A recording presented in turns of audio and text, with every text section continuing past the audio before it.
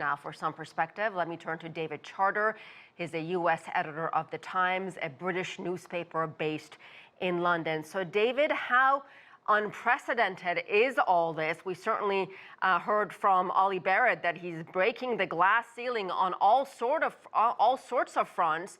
What do you make of him as the next prime minister? Is he the right man for the job? Well, the answer to your question is he better be the right man for the job.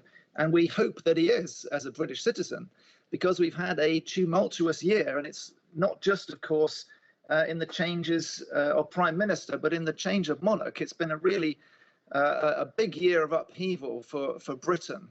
And to use your phrase, it is there are a lot of precedents being broken by Rishi Sunak. He's the youngest prime minister for 250 years, younger than JFK, for example, the youngest elected American president.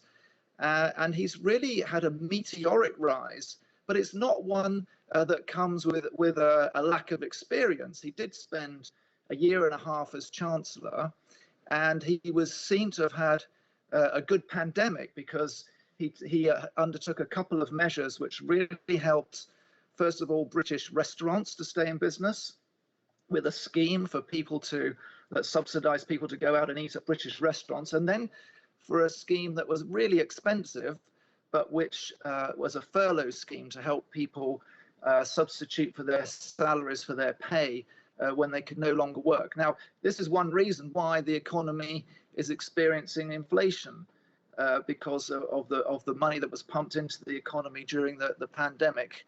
But he's the man who began that project, and it's probably logical that he's the one that sees through, guiding Britain's economy, hopefully back to a softer landing.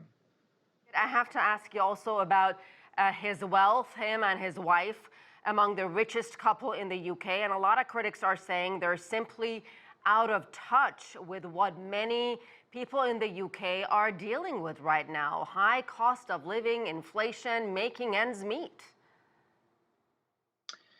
Yes, it's not unusual for a Conservative leader to be among the political and educational elite. He went to Oxford University, which half of our prime ministers have been educated at Oxford University.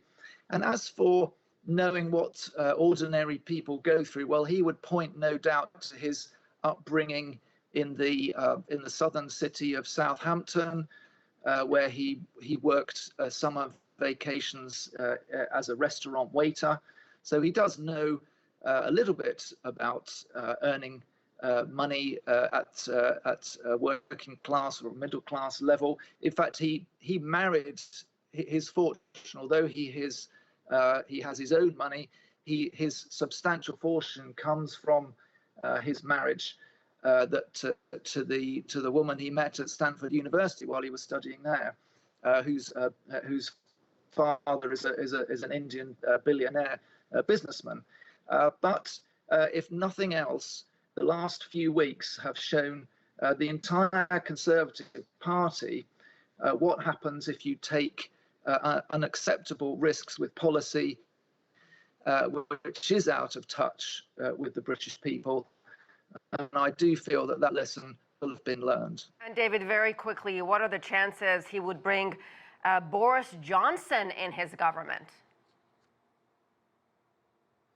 Well, he did tweet yesterday some positive comments about Boris Johnson. It was Boris Johnson that gave him his big start in politics, who made him Chancellor of the Exchequer just a couple of years ago. There is a chance that he may find a job for him, but I don't know if it'll be in the cabinet.